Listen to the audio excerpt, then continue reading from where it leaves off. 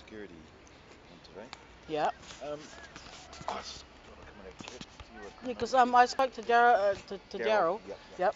Yep. The reason being is because I have been dealing with John Key's office for over 6 years, and we've been trying to get them to go back and look through my file because I have a health condition given to me by the New Zealand government. I'm not covered by ACC, and Windsor, the Ministry of Health, is supposed to cover my costs. Now that's the agreement that was made between myself and the Crown when Helen Clark was Prime Minister, which she confirmed in writing, and they had also confirmed it had High Court. Um, the lawyers for the High Court, for the Crown, in front of a High Court Master, and this is back in 2005 to 2007. And when National came in, they purged my file. So Winds have not been paying my money correctly for the health condition that the Crown gave me, and I'm not covered by ACC.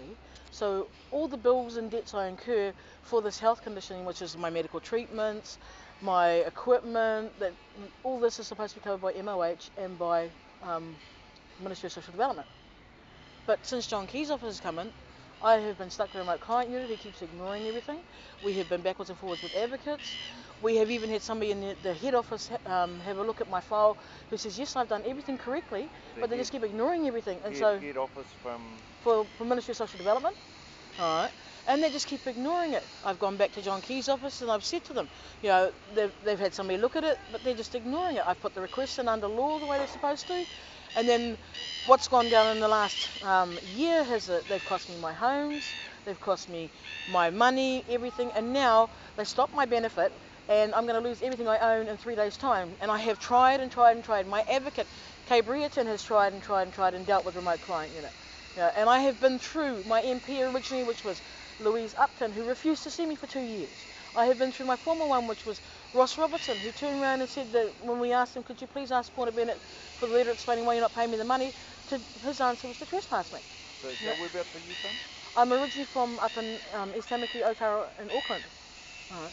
Now, we went through everything originally with Helen Clark's administration. And you're here. You're living down here now. I live in my car. I have done for the last year. Yeah, and I have been scraping by on $160 a week when my bills, when the ombudsman worked them all out, is $1,200 a week for the health condition I've got. And every time I go to the food grant people and everything else, like Salvation Army and stuff, their attitude is, oh, you're a single white female with no kids, we don't give a rat's ass about you, and you're only entitled to 4 free passes a year, which doesn't help me when I'm getting no money. I go back to Windsor and go, well, I'm entitled to my food grant, and it takes a year and a half to get fucking $50 out of them when they decide to pay me, when they acknowledge the phone calls that you leave messages for. And we've asked them again to look into the remote client unit and to do stuff. I went to Paula Bennett's office. I recorded my conversation with Paula Bennett's office where she sent me back yet again to Carol O'Connor. And then that was before the last election. I left messages for Anne Tolley, who is now the current one. I've asked if I can get permission to address Parliament because the agreement that was made was between myself and the Crown. It's not anything else. It was actually written out and confirmed by Helen Clark as Prime Minister. It was told to a High Court Master at the Auckland Courts, as in the High Court in Auckland. And up until National came in, they were keeping with the agreement. And since then, all they've done is put me in deep debt, breach the agreement, and now they're breaking the agreement, break and breach policy for Ministry of Social Development policy, even with the new adjustments for the numbering. Along with, they've been breaking the law too, which is 258 of the Crimes Act, which is they've been purging my file for felonious means, in other words, for their own needs. Because my file for Winds has the letter from Helen Clark, has a letter from the Queen of England clearly stating that she's just a figurehead, nothing she can do. The letter from the United Nations, where I wrote to the High Commissioner there, who turned around and says to me that unfortunately there's nothing they can do because they don't have the relevant treaties with New Zealand. From Dame Sylvia Cartwright, which is the Governor General at the time, who again turned around and told me that Winds in the Ministry of Health, she can't do nothing about any of it because she's just a figurehead. She has no power. So your name is. My name is Martine Genet. Yeah, how do you spell that? First name is Martine. My surname is spelled Genet. Genet. Net. And recently I've been backwards and forwards to and from Annette King's office as well, because Annette King was one of those originally in when we actually went through to get find out where my medical records were, to find out they were under the 70-year confidentiality agreement. Tony Ryall's office was reminded of this when he kept trying to tell me to go back to the same people I'd already been to, and said to him, look, again, my medical records are hidden under a 70-year confidentiality agreement because New Zealand bought and used an outdated vaccine, which is what gave me polio, which is what I have now. I have post-polio syndrome. And it's been documented. They lie, they hide, they purge it. When we charged them up about it, I had to go through Marion Hobbs to get permission from Marion Hobbs as the Attorney General of New Zealand and Auckland Hospital's lawyers, which are Peter Lecreen at the time period, to be able to go to the Archive of New Zealand to get my own medical records to find out that they're under the 70-year confidentiality agreement.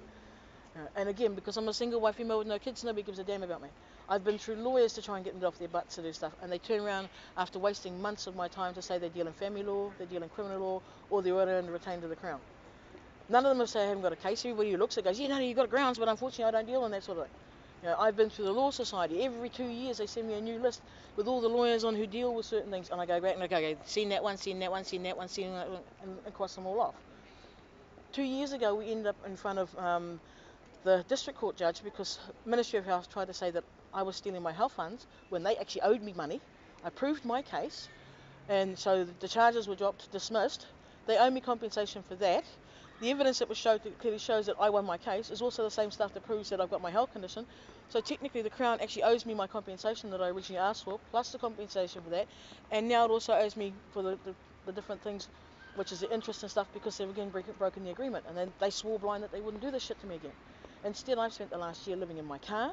I have been having my benefit go anywhere from the maximum I've got out of them is $330 when the minimum I was supposed to get is $550 a week to cover the costs.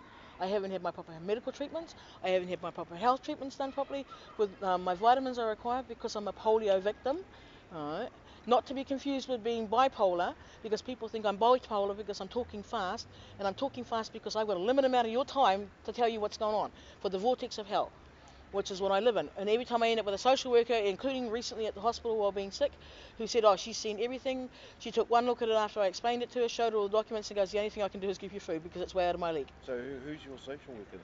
I haven't got one, but my advocate is Kay Brereton, and she is with the Beneficiary and Advocacy Service. She is the national one, and she is in the South Island.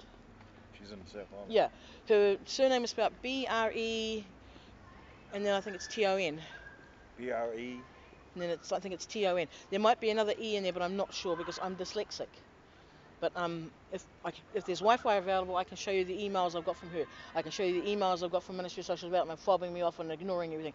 The emails from Katarina McDougall, who was the chief investigator for the Ombudsman, which is Beverly Wakeman. So what do you need to do? Well, what I need them to do is, they promised me I wouldn't end up like this. Yep. And keep the agreement, because it's a binding agreement, because it's a verbal agreement given in front of a High Court master. And it's Have you got all those papers? Yeah, and they're all still in the High Court stuff, along with copies of it are in my WINS file, over 85 copies of it for the last 7 years. And which WINS office do you deal with? I'm stuck with the remote client unit because I started recording their conversations because they didn't like me recording their conversations when they started lying about the fact that my files were being purged. And I have asked everybody to look into it, and all I get is sent back around the same people. The people I've dealt with here in Wellington itself, I kept being palmed off to Breanne Smith. And then I got palmed off to Carol O'Connor, who was in Paula Bennett's office, and then back around and around and around. Before that, I used to deal with Dinah Oakerby for Helen Clark's office when they set it all up originally in the first place. And because that was the thing, they set it all up so that I wouldn't have to put up with this kind of crap. Instead, I've got debts coming out my ears for things I can't pay, like my simple things like my power. I've got fines where I ended up on motorway patrol because I couldn't pay my registration and warrant of fitness on my car because WINS decided to stop my money on again. So when you say your power from, have you got power companies? When I had a house. I haven't had a house now for over a year because hospital killed my mother in October 2013. We had a rent to buy. Our rent to buy was $274 a week. While she was alive, she was paying half of it. The rent to buy, what I was getting for it was from WINS was $243 a week. When the hospital killed her, they go, oh, you know, we're happy. They put my money up to $257. Then they dropped it back down again. Then they put it up to $330. Then they dropped it back down again. And I'm like, well, that still doesn't pay $274 a week to start with. So I end up losing the house in April of last year. And from April of last year until today, I live in my car. The only difference between the car is one of the boys has offered me $750 for the Mazda I was living in, which was a little Mazda Familia, and I was able to buy through Trade Me a bigger vehicle to live in. And I'm in debt to people because I've had to borrow money for my storage unit, try and keep it up to date, which now they have sent me a final notice because I owe them $1,200 because I haven't been able to pay them for the last 8 weeks because WINS stopped my money. And I've asked the system to sort things out, to fix things, And if they don't fix them, then they're breaching the agreement, which means I'm entitled to my compensation. And again, everybody just keeps running me round and round and sending me here, there, and everywhere instead of actually helping me. I'm a New Zealander by birth. I've paid taxes when I used to work. I'm not entitled to ACC because of this health condition, except when I have a new accident. It's part of this damn condition. In the range of like, if I trip over because I've tripped over because of my health condition, ACC won't cover any costs for hospital bills, bandages, whatever. But if I trip because somebody's tripped me over, they'll cover that. So what's your contact details? My contact details, the Crown has got them, which is my email is imarnot which is IMARNOT. IMAR. Yeah, NOT Yeah. HERE at yahoo.com. And my cell phone at the moment is not even my number, it's my friend's, because mine ran out because I couldn't even afford $20 fucking to put it on to top it up. And the number is 022 185 0438. So are you using your friend's number? Yeah, I'm using my friend's number because that's all I've got. I can't even afford to go buy a simple $5 SIM card. To get down here, I had to borrow money from a friend, and I was lucky enough to get $1 bus fare on Mana. That's how I got here. I don't even know how the fuck I'm going to get back. So you're out at Mana? Yeah, I came on Mana bus. Alright. And my vehicle, which is my home, at the moment is sitting at a friend's place up in Otahu. Otahu, Auckland? Yeah.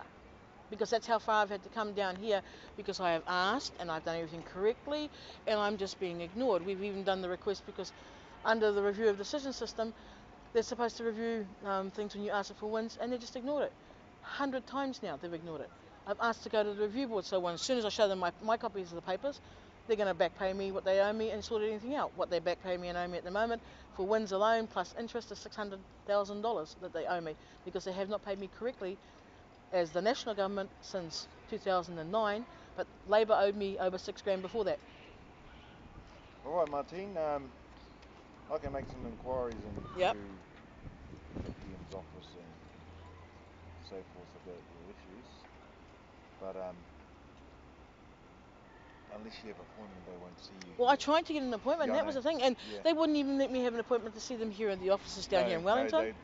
And I tried to see if I could get it so I can see the house. They won't let you have an appointment here within Parliament, so about the best you'll be able to do will maybe go and see Wins again or something like that. They're ignoring everything because I'm stuck with the remote client unit. The remote client unit don't even give you an address. They are over somewhere in Old Hutt, and when you ring them, you ring 0508, which is, I think it's 222 777 or 007, and you leave a message on their answering machine where they say they endeavour to get back to you within the next 24 to 48 hours, and if you're lucky, you get a phone call at the end of the fucking week. If you ask for your food entitlements, which as a single person I'm entitled to $200 a year, it takes anywhere between 3 weeks to 14 months to get $50 fucking for it when they're shortchanging me to start with. And we've brought all this up, we've documented it, we've sent copies of it to everybody, and they just keep turning a blind eye. And I've been told have you sent documents via email? Via email, they've been emailed to Brian Smith, they've been emailed to Angela Bray, which is Nick King's one. They were emailed in different other ones for different other ministers, including going back to Carol O'Connor at Paula Bennett's office. A short version of it was again sent to Anne Tolley's office, where I never got a response from it. And again, I just keep getting ignored. And people keep going, well, why don't you go do this, why don't you go do that, and referring to, I should go and commit a criminal act. And I'm like, why should I commit a criminal act when I'm doing everything correctly, and it's been told to me by the members of the department I'm doing it correctly, but I'm being ignored under the law? Why should I again have to commit a criminal act to get them off their ass to complete the things properly, to follow policy, to keep the agreement they made? Which is why I keep asking, and because somebody goes, well, go to the media.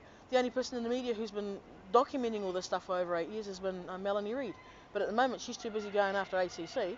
So again, I'm put on the back burner.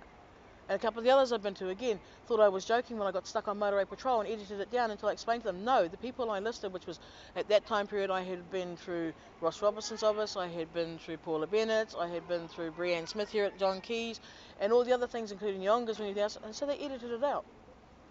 But the Motorway Patrol re-aired again recently, and that was originally done in the 2010 election time period, and they redid it again for the last one, when they played it as a repeat, which is episode 1, season 12. And I don't even have that vehicle anymore because I had to sell it to go and get another one because I couldn't afford to get the rego and warrant on that one. And they gave me $300 for that. I got my van sorted out for my wheelchair because on a good day I walk around like I've got wet pants and stuff. On a bad day I'm in a power wheelchair, which Ministry of Health knows about, which documents all the stuff with it too because they issued my chair. So, they also did my assessments and everything. So your mobile thing, what does that do? My chair? No, how you liaise with the WINZ office. What did you say? I've got an advocate, which is she works for, as I said, the beneficiaries, she's down in South Island. Yeah, right. Yeah. She's been my advocate since August. I had others dealing with it, including when the Ombudsman's office was dealing with it before she decided to run and bail on me. And because again, nobody wants to actually do anything about any of this. They just keep sending me somewhere else. And in the meantime, my health keeps fluxing up and down. It's getting worse. And I got that desperate, I filed a declaration of war against the Crown, which means that basically, if they arrest me at the moment or do anything to me at the moment, I can cry that I'm a prisoner of war. And I've got more than enough grounds for the fact that they're starving me, they've tortured me, and all the things they've done to do crimes against the Crown for crimes against humanity. I've got all that documented. But I want to be able to get someone to look into this first and not have to actually go to that kind of resort to have to get them to do the simple job of fixing it and following their job the way they're supposed to. Okay. And this is the thing, I've done everything correctly. I've done everything under the law the way it's supposed to be done. The story is here, you will not be able to see them unless they agree to an appointment with you here. Yeah. Right. I've got another colleague that I'll have a talk to and I'll see what he thinks, and he must be coming here to talk to you as well. Okay, because I'll sit out here and I'll wait for you guys and stuff because it's about all I can do at the moment. All right.